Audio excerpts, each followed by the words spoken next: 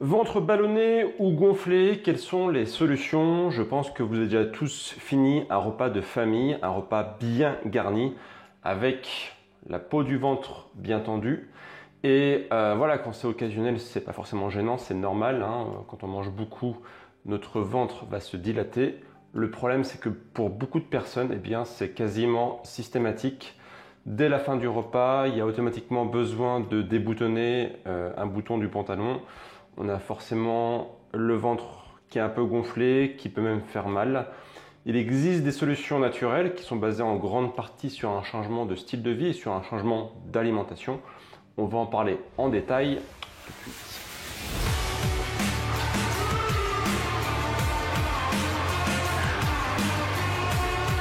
Pour ceux qui n'ont pas vu, actuellement je propose justement une formation gratuite sur comment retrouver un ventre plat.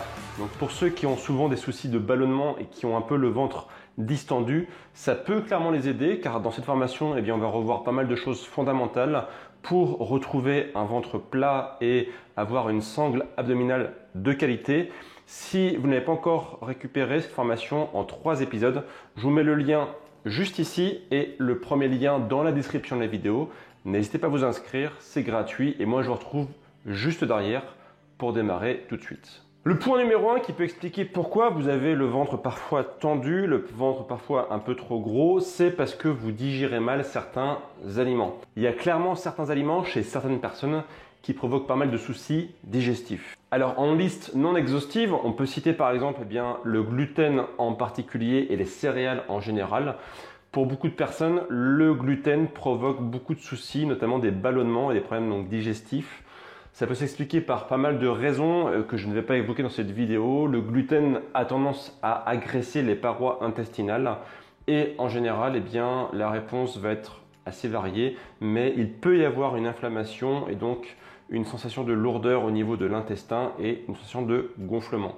Donc idem pour les céréales qui comportent d'autres formes de gluten comme par exemple l'avoine.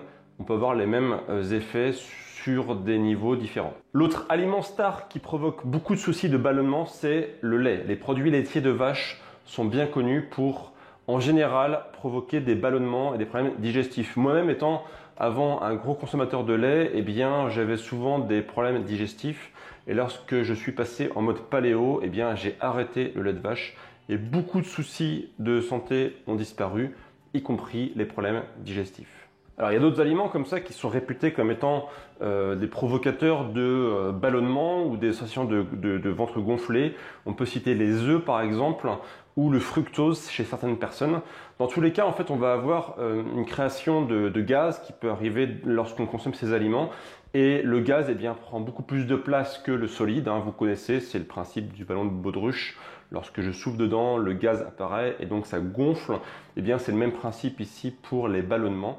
Donc dans tous les cas, il va falloir essayer du coup de diminuer, voire de supprimer pendant peut-être 30 jours, un mois, la consommation de ces aliments. Donc tout ce qui est gluten, lait de vache, œufs, fructose éventuellement, pour faire le test et pour voir si ce n'est pas effectivement ces produits qui provoqueraient des ballonnements. Attention aussi si vous avez des allergies alimentaires. Lorsqu'on a des allergies, le corps va réagir et peut provoquer différents symptômes, dont la création de gaz. Et là aussi, ça provoque des ballonnements, des sensations de ventre un petit peu dures. Donc si vous avez des doutes sur certains types d'aliments dont vous pourriez être allergique, la meilleure solution c'est de faire des tests, par exemple en laboratoire ou demander conseil à votre médecin. Il pourrait vous orienter pour faire des tests afin de vérifier que certains aliments ne sont pas problématiques pour vous. Le point numéro 2, ça va être d'éviter naturellement tous les aliments qui génèrent des gaz qui sont réputés comme étant des créateurs de gaz dans le ventre. Donc on peut citer tous les légumes crucifères comme par exemple le brocoli, le chou-fleur, le chou frisé, le chou rouge, le chou de Bruxelles, la laitue, les oignons, certains fruits comme les abricots, les pommes, les pêches, les poires ou les pruneaux et bien sûr les haricots, les lentilles et les légumineuses. Tous ces aliments en fait contiennent des fibres qui peuvent provoquer des réactions dans l'intestin et là aussi donc création de gaz, donc dilatation du ventre. Donc même topo, essayez de vous passer de ces aliments pendant 30 jours par exemple pour voir si ça ne pourrait pas être ça qui vous provoque des soucis récurrents. Le point numéro 3, ça pourrait être l'intolérance à certains FODMAP. Alors qu'est-ce que les FODMAP?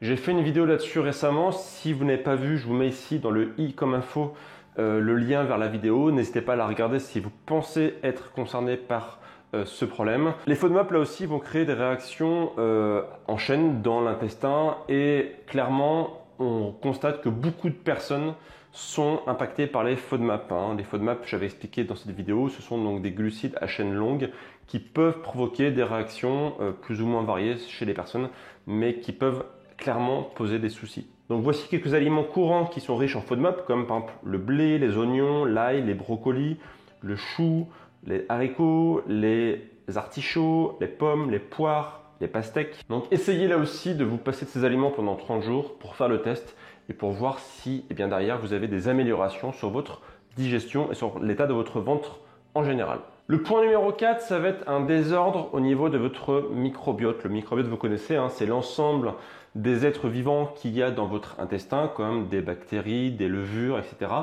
Et lorsque vous avez une dysbiose, par exemple, c'est-à-dire une variation de la présence de certaines bactéries par rapport à d'autres et qui c'est plutôt négatif, c'est-à-dire que vous avez trop de mauvaises bactéries par rapport aux bonnes bactéries, eh bien ça peut provoquer pas mal de soucis de santé. Donc là on peut avoir ce qu'on appelle une SIBO, c'est-à-dire en fait une prolifération bactérienne de mauvaises bactéries et là aussi ça peut provoquer pas mal de soucis de santé, dont notamment des gonflements au niveau du ventre parce que vous avez des gaz qui sont sécrétés par ces bactéries et clairement là aussi ça peut être une cause importante. Donc faites attention à votre microbiote et si vous voulez en savoir plus sur le sujet, j'ai fait pas mal de vidéos. Je vous mets ici la playlist sur comment retrouver un intestin et un microbiote de qualité. Le point numéro 5, ça va être de manger lentement, de bien mastiquer sa nourriture. Plus vous allez manger vite, plus votre système digestif va devoir travailler à votre place pour pouvoir digérer les aliments. Et clairement, ça peut provoquer pas mal de problèmes digestifs, comme là aussi des ballonnements et un gonflement du ventre. Donc ça implique de manger plus lentement, ça implique de manger en mâchant plus longtemps aussi, ça implique de manger ce qu'on appelle de façon consciente, c'est-à-dire voilà, de ne pas avaler sa nourriture bêtement sans réfléchir à ce qu'on mange, mais au contraire se poser et pourquoi pas poser sa fourchette entre chaque bouchée. Vous allez voir, vous allez avoir beaucoup d'avantages sur votre digestion en général et sur votre ventre en particulier. En général, on a un ventre moins gonflé lorsqu'on mange plus lentement. Le point numéro 6, ça va concerner peut-être qu'une petite partie des personnes qui regardent cette vidéo, mais néanmoins, c'est important de le souligner. Quand on mange mal, notamment de la malbouffe, eh bien, ça a tendance aussi à gonfler le ventre. Clairement, si vous mangez par exemple pas mal de produits industriels, des produits comme des pizzas industrielles, des hamburgers, des produits hautement transformés, eh bien vous fournissez à votre système digestif beaucoup d'aliments qu'il y a forcément du mal à digérer, des aliments qui sont problématiques car normalement ils n'ont pas grand chose à faire dans le système digestif d'un point de vue purement biologique et ça peut provoquer pas mal de soucis de santé dont des gonflements du ventre. Donc la malbouffe est clairement un ennemi à éjecter et revenir à des fondamentaux comme par exemple l'alimentation paléo que je prône beaucoup sur cette chaîne. Le point numéro 7, ça va être de lutter contre la constipation. Lorsqu'on est constipé, et bien là aussi le ventre va gonfler. La constipation, vous savez, ce sont les selles qui sont ralenties dans le système digestif et elles vont y rester plus de temps que prévu. Et là aussi, eh bien, ça va sécréter des gaz et ces gaz ils vont faire gonfler le ventre. Donc le but, c'est pas ici parler de la constipation sur cette vidéo, mais néanmoins deux choses importantes. Consommer plus d'eau, si jamais vous en consommez pas beaucoup, je sais pas, vous buvez que 2 ou 3 verres par jour, c'est pas assez. Essayez de boire au moins 1,5 litre d'eau par jour pour justement fluidifier tout voilà, le bol alimentaire, et donc vos selles, et consommer plus de fibres, c'est-à-dire bien plus de légumes, plus de fruits, pour là aussi faciliter la digestion. Attention néanmoins, car les fibres c'est un peu à double tranchant. D'un côté, elles vont faciliter la digestion, et d'un autre côté, elles peuvent sécréter des gaz. C'est ce qu'on expliquait tout à l'heure sur justement les FODMAPs. Donc, il faut faire attention et tester certains aliments par rapport à d'autres pour voir ceux qui vous réussissent le mieux et au contraire ceux qu'il faut éviter de votre côté. Le point numéro 8, ça va être de renforcer votre sangle abdominale. Clairement, les gens qui ont une sangle abdominale de mauvaise qualité vont avoir tendance à avoir un ventre plus gonflé. C'est normal, puisque quand votre sangle elle est complètement relâchée, eh bien c'est là que votre ventre va pouvoir gonfler, que tout ce qu'il y a dans votre système digestif va pouvoir pousser et faire comme si ça voulait sortir.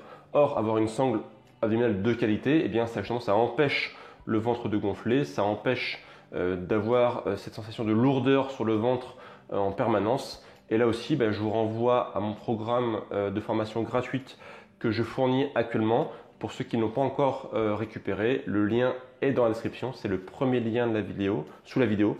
N'hésitez pas à cliquer et à vous inscrire, c'est gratuit. Et vous allez voir justement tout ce qu'il faut pour retrouver une sangle abdominale de qualité. Le point numéro 9, ça va être de faire de l'activité physique. Clairement, si on est sédentaire, l'intestin va devenir paresseux. Retenez bien cette phrase. Un style de vie sédentaire entraîne un intestin paresseux. Plus vous bougez, eh bien, plus vous mettez toutes les conditions ensemble pour que votre intestin fonctionne bien. J'avais déjà expliqué ça dans une précédente vidéo, c'est le principe de la fameuse marche digestive. Vous savez qu'après un repas, quand vous allez marcher par exemple, eh bien, ça facilite la digestion, vous vous sentez mieux que inversement, rester assis sur un canapé à ne rien faire. Il y a un cas où vous allez avoir une bonne digestion, l'autre où elle va être beaucoup plus compliquée. Donc l'activité physique permet notamment d'entretenir un bon système digestif, c'est évident, donc bougez plus, fuyez la sédentarité, vous prendrez soin ainsi de votre intestin et de votre ventre. Ce sont des points toujours essentiels à rappeler, mais hautement importants qu'il faut toujours rabâcher pour bien comprendre ce point essentiel. Les conseils que je vous ai indiqués avant étaient souvent des conseils qui vont être liés à un gonflement ou un ballonnement ponctuel, c'est-à-dire que vous avez fait un gros repas ou après certains types de repas, vous avez toujours mal au ventre ou un ventre gonflé. Donc ça reste des cas ponctuels. Et inversement, des cas chroniques, c'est-à-dire que vous allez avoir systématiquement le ventre gonflé, systématiquement des ballonnements, systématiquement mal au ventre. Et là, il faut se dire que c'est peut-être une pathologie. Donc le point numéro 10, ça va être de vérifier que vous n'avez pas une pathologie latente qui pourrait expliquer tous ces problèmes digestifs que vous avez systématiquement. Dans les grandes lignes, ça peut être la maladie de Crohn, le problème de l'intestin irritable, ou ça peut être aussi la maladie de cœliaque, c'est-à-dire une intolérance très forte au gluten. Dans tous les cas, je vous encourage à consulter un médecin, bien sûr, et aussi à suivre mes vidéos, car par exemple pour la maladie de Crohn et pour l'intestin irritable, il y a des choses concrètes à mettre en œuvre pour revenir à une situation normale. Ça va pas forcément être facile, ça va être un peu long, mais il y a des choses concrètes à mettre en œuvre. Donc, regardez encore une fois mes précédentes vidéos sur le sujet si vous souhaitez en savoir plus. Mais voilà, si c'est chronique, alors dans ces cas-là, il faut passer à la vitesse supérieure et prendre encore plus soin de vous, encore plus soin de votre système digestif pour que ces ballonnements et pour ces problèmes du coup disparaissent pour toujours. Question du jour, est-ce que vous avez vous des problèmes digestifs, des problèmes de ballonnement, des problèmes de ventre gonflé? Dites-moi ça en commentaire, dites-moi quel problème précis vous avez, comme ça je pourrai vous orienter vers d'autres vidéos que j'ai déjà fait sur le sujet pour vous aider au mieux. Si vous n'avez pas encore récupéré votre formation gratuite sur comment retrouver un ventre plat, je vous mets le lien juste ici, n'hésitez pas à cliquer, c'est gratuit. Et moi je vous retrouve du coup très bientôt pour de prochaines vidéos. Et d'ici là bien sûr, prenez soin de vous. Ciao!